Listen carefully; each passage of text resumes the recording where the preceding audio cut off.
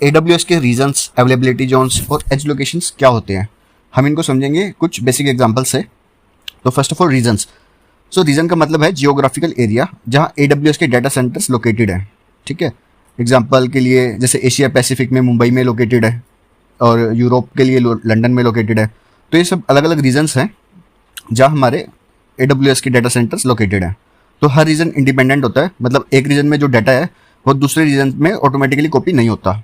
तो हर रीजन में अलग अलग डाटा रहता है, ठीक है। अब बात करते हैं अवेलेबिलिटी जोन्स की। सो अब रीजन के अंदर होते हैं अवेलेबिलिटी जोन्स। सो एक अवेलेबिलिटी जोन का मतलब है एक या मल्टीपल डाटा सेंटर्स जो एक ही रीजन के अंदर होते हैं, ठीक है। तो हर रीजन में यूजुअली 2 या 2 से ज़्यादा अवेलेबिलिटी जोन्स होते हैं। जैसे अगर हम मुंबई की बात करें, मुंबई रीजन की, तो उसमें 2 अवेलेबिलिटी जोन्स है हमारे पास, ठीक है। मान लो कि एक अवेलेबिलिटी जोन जो हमारा बंद हो जाता है या पावर कट हो जाता है या कोई भी नेचुरल डिजास्टर हो जाता है, तो दूसरा अवेलेबिलिटी जोन ऑटोमेटिकली इस चीज़ को हैंडल कर सकता है, ठीक है। तो जिससे क्या होगा कि जो भी अमेजोन की वेब सर्विसेज हैं वो बंद नहीं होंगी, वो दूसरे अवेलेबिलिटी जोन से स्टार्ट हो जाएंगे, ठीक है। तो इसका बेसिक मतलब ये रहता है। अब बात करते हैं हम एज लोकेशंस की।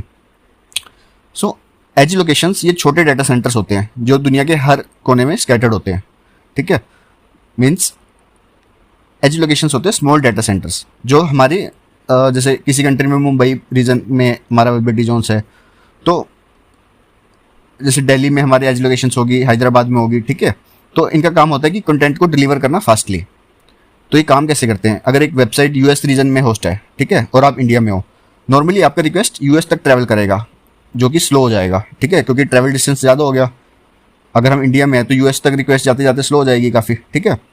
लेकिन अगर AWS का एज लोकेशन दिल्ली, मुंबई या बेंगलोर में है, तो frequently use data like images, videos, ये आपको नियरेस्ट एज लोकेशन से मिल जाएगी, ठीक है। इससे क्या होगा, जो हमारा रिक्वेस्ट रिस्पॉन्स है थोड़ा फास्ट हो जाएगा। मतलब डाटा को बार बार US तक जाने की जरूरत नहीं पड़ेगी, वो आपके नियरेस्ट डाटा सेंटर से कैशे होके आपको मिल जाएगा, ठीक है। तो इसका एक बेसिक एग्जांपल मैं बताता हूँ। जैसे आपका फ्लिपकार्ट का एक मान लो कि बड़ा गोडाउन है बेंगलोर में, ठीक है। तो आप कुछ भी ऑर्डर करते हो, छोटी छोटी चीज़ें, वो जरूरी थोड़ी है कि वो बेंगलोर से आएंगी आपके पास।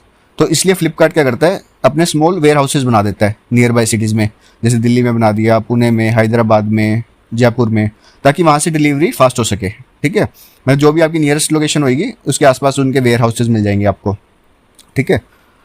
तो ये था कंसेप्ट हमारा एज लोकेशंस का। तो बेसिकली जो एज लोकेशंस होते हैं वो सिर्फ कैशिंग के लिए यूज़ होते हैं, जो फुल AWS सर्विसेज रन नहीं करते, ठीक है। तो इंडिया में AWS के एज लोकेशंस कहाँ हो सकते हैं? कि किसी भी सिटी में हो सकते हैं, जयपुर में,